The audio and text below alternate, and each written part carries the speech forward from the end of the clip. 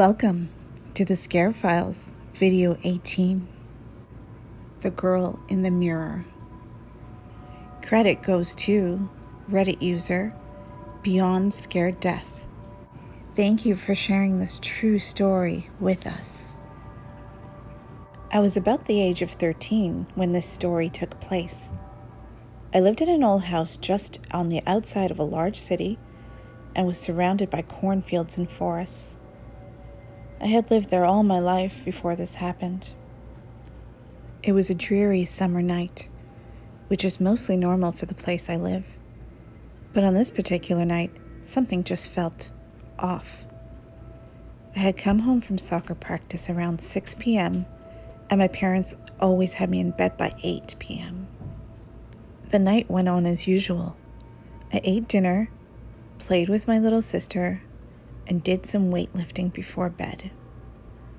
I got into bed around 7:45. This story will make better sense if I tell you some things about me. I'm a restless sleeper. I toss and turn and get up periodically throughout the night, and I've always had a fascination with the afterlife. Okay, back to the story. I'm not sure exactly what time I fell asleep, but I didn't really have my usual episodes through the night. This was the first night I slept peacefully in years. I was suddenly awoken by a strange noise. It was coming from the bathroom that was attached to my bedroom. Since I had to use the bathroom anyways, I decided to go check it out. I thought it might have been a mouse or a bat, since we live in the country. The house is also old and has holes in some of the walls. I went into the bathroom. I didn't see anything, so I proceeded on my way to pee. After peeing, I washed my hands and face, and when I was washing my face, I looked up at the large mirror that overhangs my sink. Since there was water still in my eyes, my vision was blurry, and I couldn't really see much. But I thought I saw something behind me, but I also thought my mind was playing tricks on me. I dried my face off and looked up at the mirror again. Right behind me, there was a little girl clutching my body, almost as if she was hiding from something. Her ghostly outline scared me at first, but as I kept looking, I could tell that whatever was scaring her was coming from the basement. So I walked to my basement door and opened it slightly at first, because I was very scared of what might be behind it. This being said, I've lived in this house my entire life, and I have never been in my basement. My dad mentioned to me that it had 3 separate parts, all separated by small windows that you could barely fit through. So I walked down the basement steps and got down to the bottom where the light switch was. I turned it on, and all seemed like it was okay, until I heard what sounded like crying from one of the other parts of the basement. In my mind, I was thinking, forget about this. But in my heart, I knew I had to see what it was.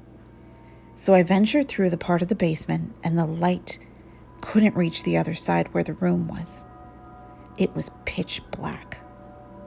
I still heard the crying, but since it was so dark, I couldn't see anything. Something gave me the urge to go to the far corner of the room, because the way the moonlight reflected off the floor, you could kind of see with the little light you had. I walked over to the corner and stared directly into the middle of the room. There in the middle of the room was a chair. It had shackles for the feet and what looked to be some type of restraint for arms or something like that. That's when I noticed that there was someone sitting in that chair. I walked closer, only to reveal it was the same little ghost girl that had been crying previously in the bathroom. She was also crying here, and had needles stuck in her arms, draining some type of fluid into her. All was quiet until she started screaming. It was so high-pitched, It sounded like a siren or something of that nature. She was saying words, but I couldn't make out anything she was saying. Until she spoke 5 menacing words that made my heart sink. She said, "Get out. Daddy is coming." Not even thinking twice, I sprinted up the basement stairs, tripping over my own feet, and fell flat on my face once I reached the top. I got back up and ran to my parents' room. I told them what had happened. They went down there and checked everything out. I told them about the chair and that the little girl was screaming. They told me that there was no chair in the basement and that there had never been 3 parts of the basement. Me not believing them, I walked back down there, and the room that I saw the chair in was not there.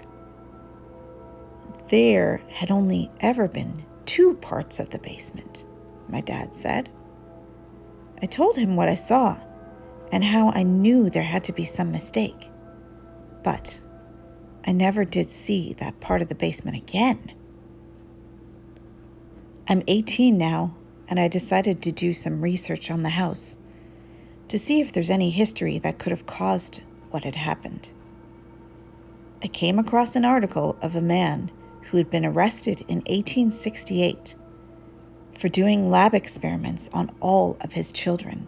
After the man was arrested, the police found all 12 skeletons of his children stuffed behind the basement stairs, under debris and concrete. Now that I finally have moved out of that house, and that I finally have an answer as to what I saw that night, I am finally in peace. But those 5 words still hang over me to this day. Get out, Daddy is coming. If you like this video, please give it a thumbs up. And if you'd like to hear more stories, please subscribe to the Scare Files channel. Have a spooky day.